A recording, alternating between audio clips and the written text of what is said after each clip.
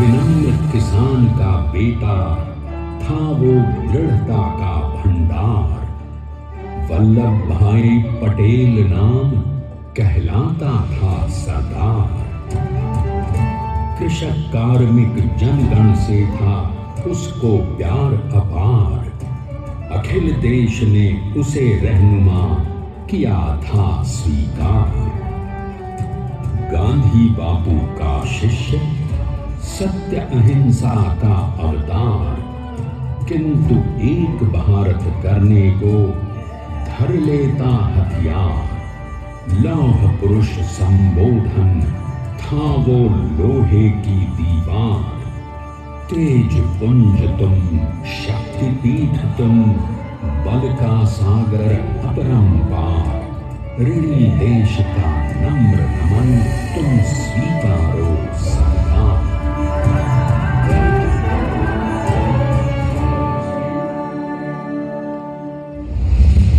1857 में अंग्रेजों को ललकारने वाले पहले स्वतंत्रता संग्राम के एक सक्रिय सिपाही थे झवेर भाई पटेल। करमसद गांव के इस बहादुर देशभक्त किसान और उनकी पत्नी लाड भाई के 5 बेटों और 1 बेटी में से चौथे पुत्र थे वल्लभ भाई।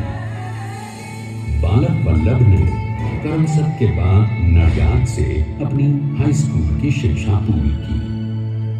फिर 13 साल की उम्र में उनकी शादी भी हो गई, छोटी सी झवेर बाई से। 2 बच्चों, बेटी मणि बहन और बेटे डाया भाई को जन्म देने के बाद झवेर बाई असमय ही चल बसी। सदी बदलने और 20वीं सदी आने पर उनका जीवन भी एक चमत्कार की तरह बदला। पीटर का इम्तिहान पास करके वो वकालत करने लगे। पहले गोधरा, फिर आणंद और उसके बाद अहमदाबाद में। मगर जल्द ही वकालत छोड़कर वो बैरिस्टर बनने की इच्छा से इंग्लैंड चले गए। लंदन में बैरिस्ट्री में अव्वल आने और वजीफा जीतने वाले वो अनोखे भारतीय थे। अब तो अहमदाबाद की वरिष्ठ अदालत में बैरिस्टर पटेल की जिरह और जीतों की धूम मच गई।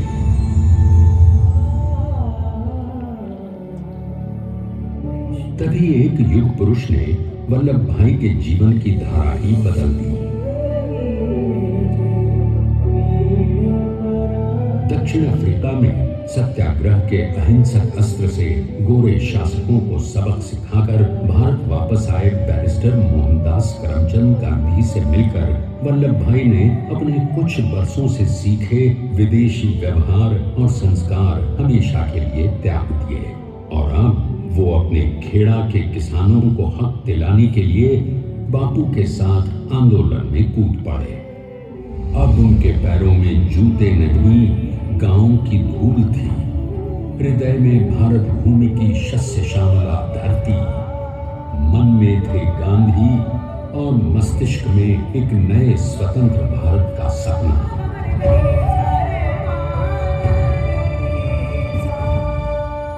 तभी बारडोली के मजबूर मजलूम किसानों की यातना का समाचार उनके पास पहुंचा। तुरंत वल्लभ भाई वहां पहुंचे और यूं शुरू हुआ भारत का सबसे बड़ा और सफल किसान आंदोलन बारडोली। वल्लभ भाई ने बारडोली के 87,000 किसानों को ऐसा अटल अडिग अचल मनोबल दिया कि अंग्रेजी सरकार हिल गई और 1 बरस के बाद उनका लगान माफ कर दिया गया। अब तो पूरे देश में लोग वल्लभ भाई के नाम की कस्में खाने लगे। स्वयं महात्मा गांधी ने कहा, अब वल्लभ भाई मेरे शिष्य या साथी नहीं, सारे देश के सरदार हैं और देश को मिल गया एक अनोखा असरदार सरदार।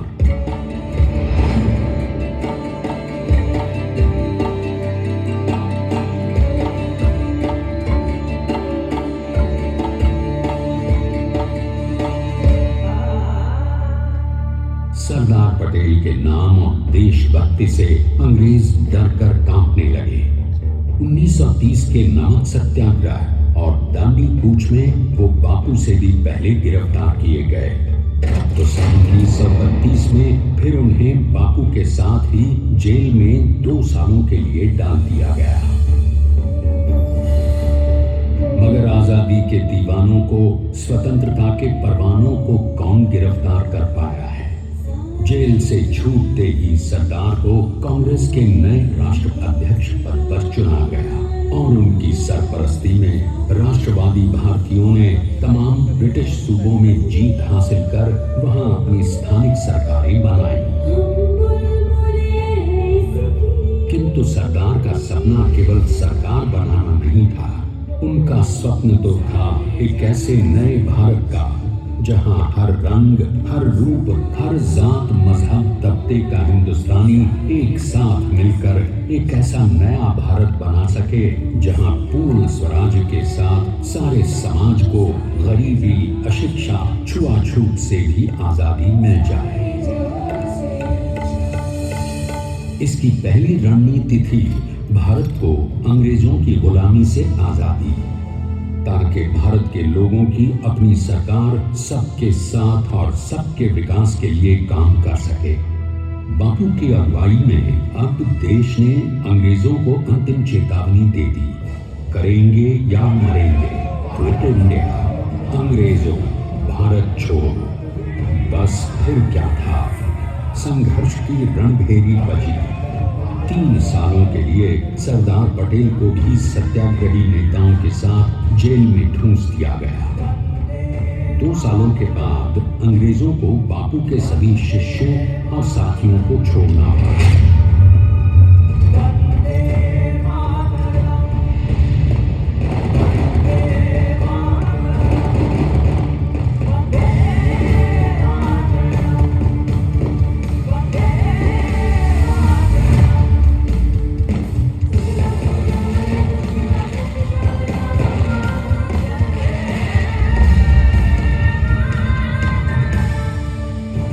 स्वतंत्रता के स्वप्न के सच होने के साथ अब सरदार पर कई एक नई जिम्मेदारियां थीं। आने वाली आजादी की तैयारी और एक नए भारत के लिए नए लोकतांत्रिक संविधान की संरचना। जैसा उनके साथी ने खुद कहा था, सरदार ने ही 6वीं हथौड़ी लेकर एक नए भारत को उकेरा है।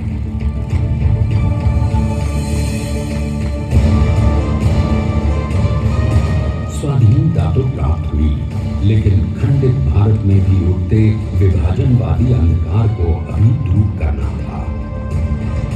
जब देश के खंड खंड होने का भय उत्पन्न होने लगा, तो सरदार ने निर्भय होकर खुद अपनी केंद्र सरकार और साथियों को भी चुनौती दे डाली और जम्मू कश्मीर को बचाने के लिए सारे देश का आकाश वायुयानों से भर गया।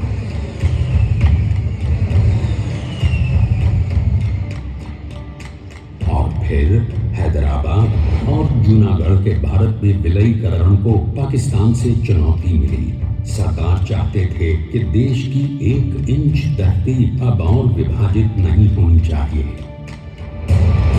नए भारत को एक करने के लिए समझा बुझाकर, मना कर 565 रियासतों को सरदार ने अपनी सूझबूझ, सदाशयता, संबल से एक नए स्वतंत्र भारत का अभिन्न अंग बना लिया। हमारे इतिहास में अखंड भारत के पुरुषार्थ का ये एक महानतम अध्याय है।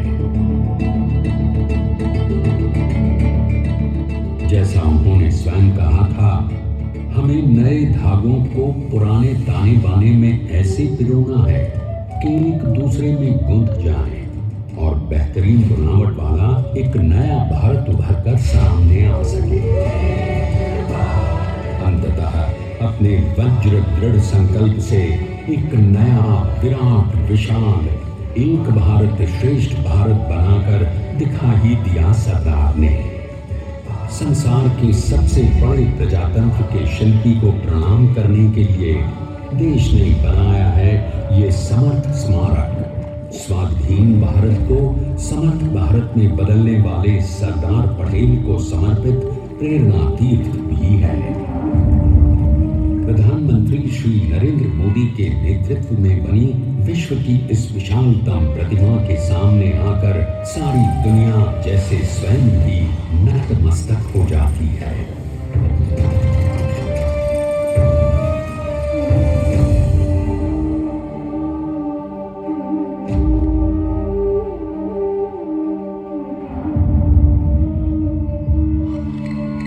देश को बना गया वो अमित अटल, बना सका उसे न कोई शत्रु दल। चट्टान के समान सा पुरुष प्रबल, पटेल तो स्वदेश का सम्मान है, पटेल तो स्वदेश का सम्मान है, पटेल तो स्वदेश का सम्मान है, पटेल तो स्वदेश का सम्मान है।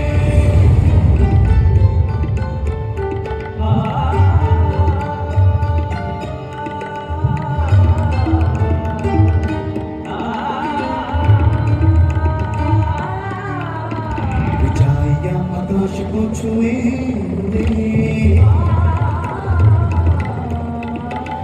गहराइयां समुद्र की लिए हुए, कदम अडिग जमीन पर जमे हुए, पटेल अपनी आन का निशान है, पटेल अपनी आन का निशान है, पटेल तो स्वदेश का सम्मान है, पटेल तो स्वदेश का सम्मान है, पटेल तो स्वदेश का सम्मान है, पटेल तो स्वदेश का सम्मान है। आइए अब देखते हैं कि अपने लौह पुरुष को श्रद्धांजलि देती 182 मीटर ऊंची विश्व की सबसे विशालकाय प्रतिमा का निर्माण कैसे हुआ।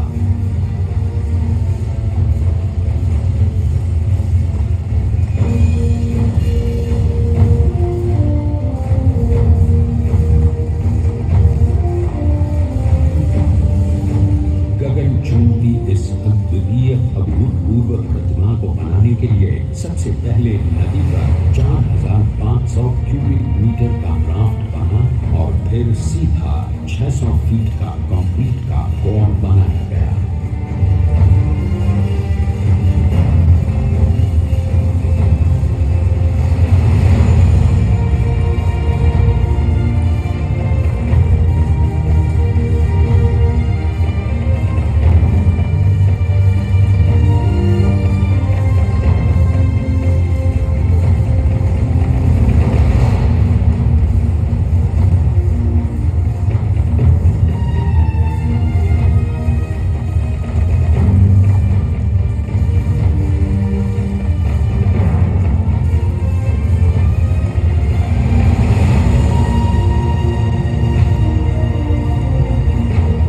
इस कंक्रीट कोर के साथ लगाया गया स्टील का फ्रेमवर्क।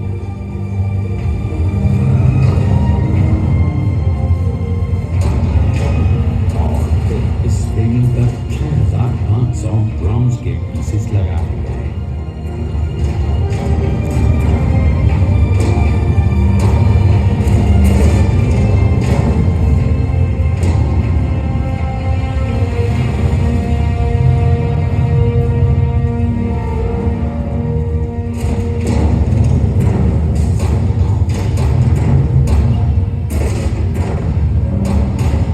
आप ही सोचिए कि 182 मीटर ऊंचे इस भव्याति भव्य स्मारक के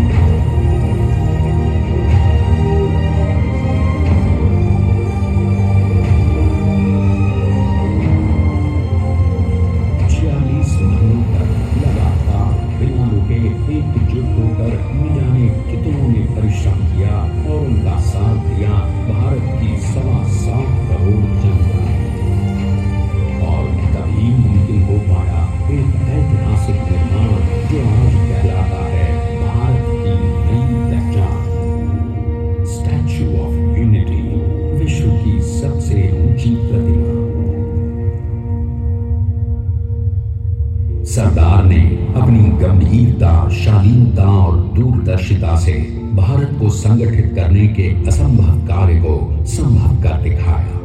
आइए आज हम सब उन्हीं की महिमा में विश्व के सामने एक उदाहरण रखें, क्योंकि ये ही भारत को श्रेष्ठता के मार्ग पर ले जाएगा। हमारा कर्तव्य ये है, हमें निश्चय कर लेना चाहिए कि हमें हिंदुस्तान में जितने लोग हैं सबको मिल के भाई भाई की तरह के रहना है। स्टैच्यू ऑफ यूनिटी एकता की प्रतिमा और श्रेष्ठता का प्रतिबिंब है।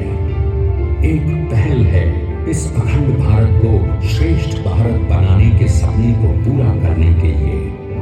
एक पुकार है हम सबको एकजुट होने के लिए। एक आंदोलन है भारत को सबसे आगे ले जाने के लिए, श्रेष्ठ बनाने के लिए। आपके योगदान और विश्वास से ही बनेगा एक भारत श्रेष्ठ भारत। एकता का सिद्धांत, एकता का संदेश है कि भाषा अनेक, भाव एक, राज्य अनेक, राष्ट्र एक, पंथ अनेक, लक्ष्य एक, बोली अनेक, स्वर एक, रंग अनेक, तिरंगा एक, समाज अनेक, भारत एक, रिवाज अनेक, संस्कार एक, योजना अनेक, मकसद एक, कार्य अनेक, संकल्प एक, राह अनेक, मंजिल एक, पहनावा अनेक, सीमा एक, चेहरे अनेक, मुस्कान एक। ये एकता का संदेश लेकर के हम चले। और भाइयों बहनों, ये भारत की विशेषता है, विविधता में एकता। यही भारत की विशेषता है।